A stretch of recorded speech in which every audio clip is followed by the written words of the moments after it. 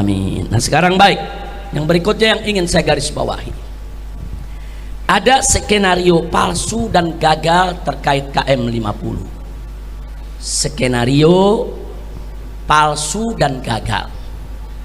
Skenario yang mana? Yang disampaikan dalam siaran pers KM50 di Polda Metro Jaya, saudara, yaitu pada siang hari kejadian di pagi hari, siang hari ada siaran pers, saudara. Di sana dikatakan bahwa semua mobil berisi 10 laskar FPI setelah pepet-pepetan di jalan turun dari mobil lalu serang petugas dengan aneka senjata tajam dan aneka senjata api, sehingga petugas terpaksa bela diri dengan menembak mati 6 laskar FPI, sedang yang 4 melarikan diri. Ini versi polisi, ini kata polisi. Kapan bicara begitu? Ya di siaran pers, kan di YouTube tersebar ya, kawan. Silakan aja kita setel lagi, kita buka. Bukan fitnah, bukan hoax, bukan berita bohong, bukan. Silakan, ada semua, saudara. Jadi skenarionya, jadi mobil FPI ini pepet-pepetan dengan mobil petugas, kemudian berhenti, ada 10 orang turun pakai senjata menyerang petugas. Nah, karena petugas mau diserang, maka petugas kan boleh bela diri. Maka petugas langsung keluarkan senjata, menembak mati 6 laskar, dan yang 4 melarikan diri, kata polisi. Kira-kira jelas ya? Nah, ternyata siaran pers tersebut, saudara, bohong, sebar hoax, sebar fitnah. Kenapa? Satu, sebab bahwa mobil 6 syuhada yang ada depan kita saat ini, saudara, berisi hanya 6 orang laskar, bukan 10 orang laskar. Jadi hanya berisi supir dengan 1 orang di sampingnya, duduk 2 laskar di tengah, dan duduk 2 laskar lagi di belakang. Jadi dari sini saja sudah kelihatan bohongnya. Nah, dari mana kami tahu isi daripada mobil tersebut? Karena sebelum kami berangkat, Panglima Laskar memeriksa semua mobil. Di mobil pertama siapa isinya, di mobil kedua siapa isinya, di mobil ketiga siapa isinya. Bahkan bukan hanya memeriksa penumpang, memeriksa posisi, siapa supirnya, di samping supir siapa yang duduk di tengah 2 orang, dan siapa yang duduk 2 orang di belakang. Nah, jadi artinya apa? Artinya sebelum kami berangkat, kami sudah punya peta, kami sudah punya data, itu mobil siapa saja yang ngisi dan seterusnya. Jadi tidak ada yang diisi sampai 10 orang, bohong. Nah, baik, yang kedua, bahwa 6 syuhada tidak bawa senjata tajam, apalagi senjata api.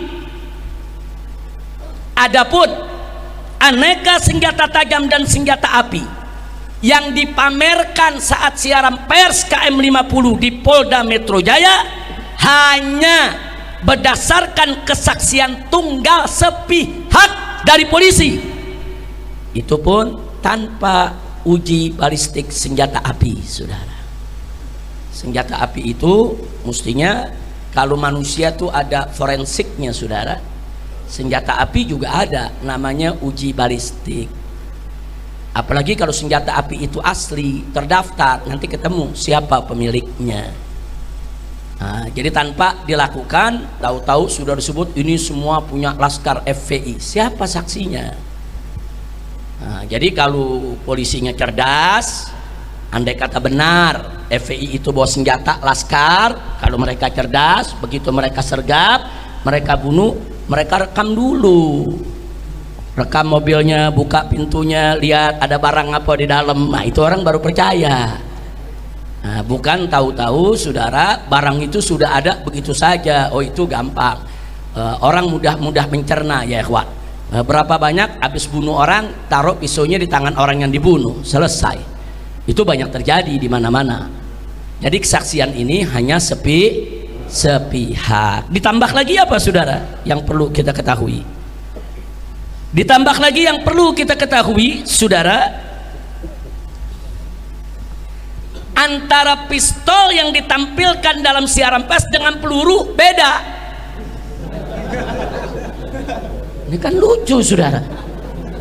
Pistolnya revolver yang berisi 6 peluru itu ya ikhwan, pelurunya orang tahu, tapi peluru yang ditampilkan itu peluru senapan sergap semua. Apa memang FPI punya ilmu? Pistol revolver pakai apa aja bisa? Atau Laskar FPI punya ilmu, mungkin pistol mana saja pakai batu pun bisa? Nah, jadi cerdas lah. Ngebohong itu kan perlu cerdas juga ya ikhwan.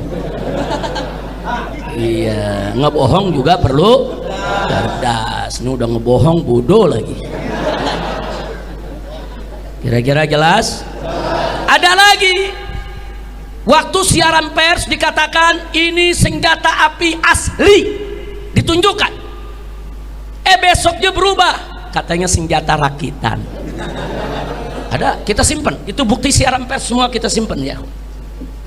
Hari berikutnya berubah lagi, enggak, ini senjata asli polisi yang dirampas oleh Laskar. Jadi pertama dibilang senjata asli milik Laskar, besok berubah senjata rakitan milik Laskar. Begitu diprotes oleh netizen, berikutnya lagi berubah lagi, katanya senjata asli milik polisi dirampas Laskar. Luar biasa. Saya mau tanya, kita pakai akal yang sehat lah. Saya mau tanya saudara, akal sehat bisa terima itu? Bisa terima itu? Masuk bisa berubah-ubah? Kan dari hari pertama kan udah ketahuan itu asli atau bukan. Kenapa bisa dirubah-ubah? Kenapa dirubah? Karena kalau dikatakan asli nggak sesuai dengan skenario, jadi perlu rakitan. Ternyata rakitan kurang pas juga sama skenarionya. Oh kalau gitu ini dirampas saja supaya nanti cocok sama cerita. Nah ini namanya cocokisme atau cocokiologi. Ilmu mencocokkan supaya bohongnya kelihatan benar. Kira-kira jelas ya? Tahu cocokiologi, tahu ya? Nah baik, selanjutnya saudara, bahwa fisik mobil 6 syuhada nanti selesai pengajian Anda bisa lihat dan periksa sendiri, tapi jangan disentuh ya, jangan disentuh, jangan dibuka pintunya, karena di mobil ini luar maupun dalam ini banyak barang-barang bukti yang harus kita amankan. Tolong jangan dibuka, nanti Laskar tolong dijaga. Mau lihat, mau foto, mau videokan, silakan. Nanti Anda lihat sendiri saudara, di mobil ini kaca depan ada 2 lubang peluru besar, terus bodi samping tidak kurang dari 3 lubang peluru, kemudian itu samping kanan, di samping kiri juga ada beberapa lubang peluru. Artinya apa? Artinya mobil ini disergap saudara, dari depan, dari samping kanan, samping kiri dan belakang. Jadi ditembak dari depan, ditembak dari samping kanan, ditembak dari samping kiri saudara, dan ditembak dari belakang, serta 2 bannya diledakkan saudara. Nah, makanya kalau Anda lihat nanti 2 rodanya sebelah kiri itu sudah pecah ya ikhwan. Ini namanya penyergapan. Dari mana datangnya saudara? Terjadi tembak menembak, terjadi FPI melarikan diri, ini disergap, dibunuh. Nah, pada saat penyergapan tersebut ada 2 Laskar yang terluka. Yang pertama yang duduk di samping supir.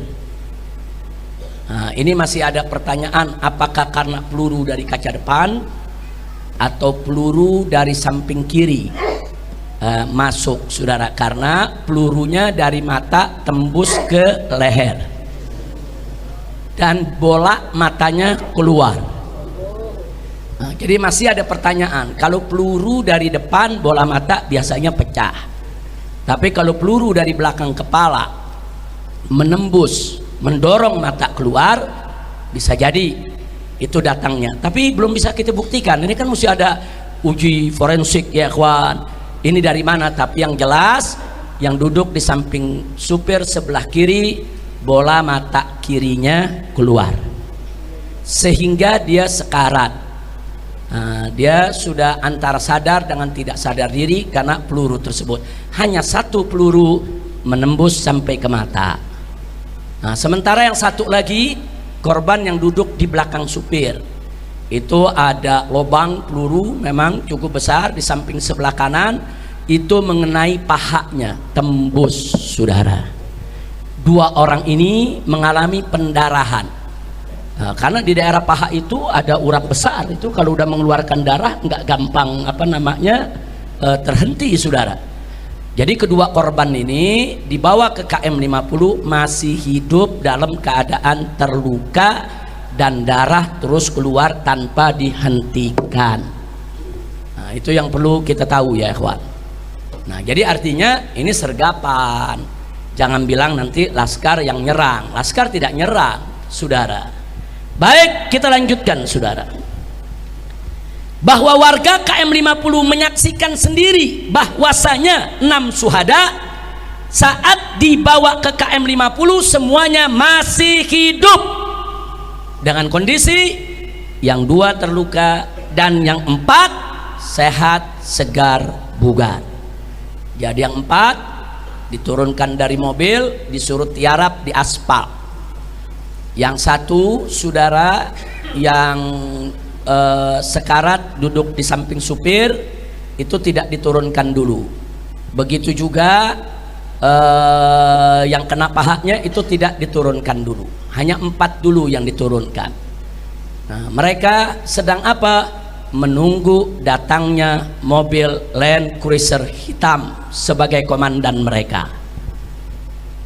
Jadi mereka menunggu beberapa waktu. Ada yang bilang 15 menit, ada yang bilang 20 menit, ada yang bilang 30 menit. Artinya 2 orang yang luka di mobil selama waktu tersebut terus mengeluarkan darah tanpa dihentikan.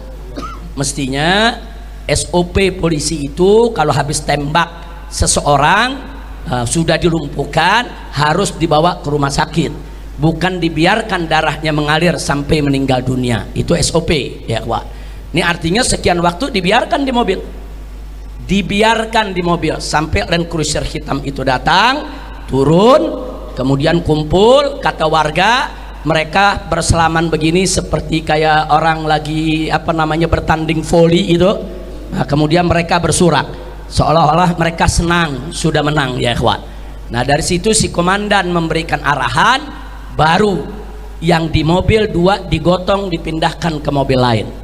Dan yang 4 juga dimasukkan ke mobil yang lain, saudara.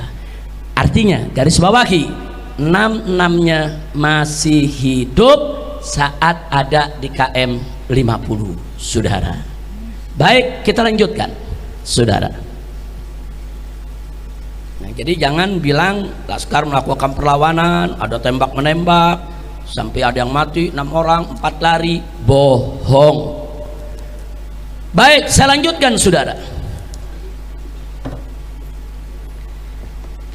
Bahwa skenario siaran pers KM 50 yang digelar di Polda Metro Jaya berbeda dengan skenario rekonstruksi. Ternyata begitu direkonstruksi nggak sesuai dengan isi siaran pers. Dan berbeda juga dengan skenario sidang. Waktu sidang dagelan lain lagi ceritanya, saudara.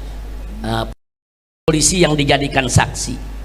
Di mana menurut sidang, saudara, menurut polisi pelaku katanya di sidang, saudara, bahwa 2 laskar FPI yang terluka meninggal saat dilarikan rumah sakit akibat kehabisan darah. Itu katanya. Katanya. Kemudian sedang 4 laskar FPI lainnya mati ditembak oleh petugas karena melakukan perlawanan di dalam mobil petugas, sehingga terpaksa 4-4-nya ditembak mati. Ini menarik, ini skenario nih. Dari skenario saudara yang disampaikan tadi dalam siaran pers sampai skenario terakhir. Mari kita kaji masing-masing skenario. Yang pertama saya sebut skenario aneh. Anehnya di mana? Mari kita lihat, saudara.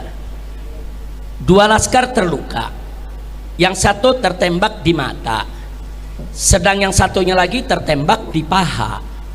Ini yang dua nih yang meninggal dunia, yang katanya kehabisan darah, saudara. Tapi anehnya saat kita memeriksa jenazahnya, kan jenazahnya dibawa ke Petamburan, kan jenazahnya dimandikan di sini, saudara. Ternyata dua yang luka tadi, yang matanya keluar dengan yang pahanya tertembak mengeluarkan banyak darah, ternyata juga mengalami luka tembak yang sama. Dua tembakan lagi, satu tembakan dekat jantung dan satu tembakan di paru-paru, saudara. Dari mana ini peluru? Katanya mati kehabisan darah. Kalau betul dia luka kemudian dibawa ke rumah sakit mati kehabisan darah, nggak ada lagi dong peluru di jantung, nggak ada lagi dong peluru di paru-paru. Ini peluru di jantung dan di paru-paru dari mana datangnya? Datangnya setelah KM 50. Berarti ada apa? Berarti dia masih hidup, dihabisi. Kira-kira jelas gak? Kalau nggak ada luka lagi mungkin benar kehabisan darah. Kalau tidak ada luka yang lain bisa jadi dia kehabisan darah, dia meninggal. Tapi meninggal kehabisan darah pun bukan berarti polisi benar, enggak dong. SOP-nya masa orang lagi luka berdarah dibiarkan. Andai kata pun kehabisan darah tetap salah. Nah ini ternyata bukan karena kehabisan darah. Seluruh syuhada yang 6 semuanya punya luka tembak di jantung dan punya luka tembak di paru, ya kawan. Semuanya 6-6-nya. Dan luka itu hampir mirip, berdekatan. Semuanya tuh dekat jantung, ya kawan. Semua. Dan semuanya ada di paru, ya kawan. Berdekatan. Kok bisa sama? Nah, jadi sekali lagi di sini jadi aneh kalau dibilang dua laskar itu mati karena kehabisan darah. Enggak sekalian bilang dua laskar itu mati karena kehilangan nyawa. Kan ngebohongnya lebih enak. Ngebohong tapi benar gitu. Ngebohong tapi benar, ya. Dua laskar itu kami umumkan meninggal karena nyawanya dicabut oleh malaikat. Sekalian aja bikin laporan begitu. Kan kita mencari penyebab kenapa meninggal dunia. Oh karena darahnya keluar. Betul. Kenapa darahnya keluar? Karena ada luka tembak. Betul. Kalau biasanya kalau tahanan atau tangkapan ditembak keluar darah langsung dibiarkan atau dibawa ke rumah sakit? Bawa ke rumah sakit dong. Kenapa dibiarkan sampai meninggal kehabisan darah? Itu satu. Kedua, kalau memang benar kehabisan darah, kenapa ada tambahan luka di jantung dan di paru? Dari mana itu tembakan datangnya? Nah, kira-kira jelas tidak? Jelas ya? Baik. Kemudian yang kedua, saudara, dua laskar terluka tidak langsung dibawa ke rumah sakit, tapi dibawa dulu ke KM 50. Beberapa waktu menunggu kedatangan mobil Land Cruiser hitam yang berisi komandan yang akan beri arahan 6 laskar tersebut harus diapakan. Jadi ada arahan, ada perintah, ada petunjuk. Makanya tadi kita katakan, saudara, di sana ada unlawful killing, ada extrajudicial killing, saudara, di sana ada obstruction of justice, dan di sana ada abuse of power. Nah, jadi ada yang ditunggu komandan beri arahan. Nah, ini kan berarti atas nama jabatan, saudara. Makanya tadi kita katakan ini pelanggaran HAM berat. Baik, yang ketiga, saudara, pembunuhan dua laskar ini oleh Komnas HAM diabaikan. Sangat kita sesalkan, diabaikan soal dua laskar yang meninggal dunia ini oleh Komnas HAM. Bahkan oleh polisi, kedua korban tersebut dijadikan sebagai tersangka penyerangan petugas. Lalu dalam sidang dagelan KM 50, soal dua orang ini tidak diungkap lagi, saudara. Makanya sidang dagelan KM 50 hanya mengadili soal pembunuhan terhadap 4 laskar. Nah, kenapa yang 2 tidak diungkap? Karena mereka takut kalau yang 2 diungkap ketahuan. Nah, kalau mereka bilang ini karena luka tembakan di mata dan paha, lalu dari mana itu luka tembakan di jantung dan di paru? Kalau dikatakan oh itu luka sudah ada dari sebelumnya, oh kalau luka dari ada sebelumnya, kenapa kedua-duanya masih hidup di KM 50? Masih hidup di KM 50. Banyak saksi yang datang, saudara, banyak saksi yang memberikan yaitu kesaksian. Nah, karena takut kebongkar, ini ditutup. Coming like a Hellcat.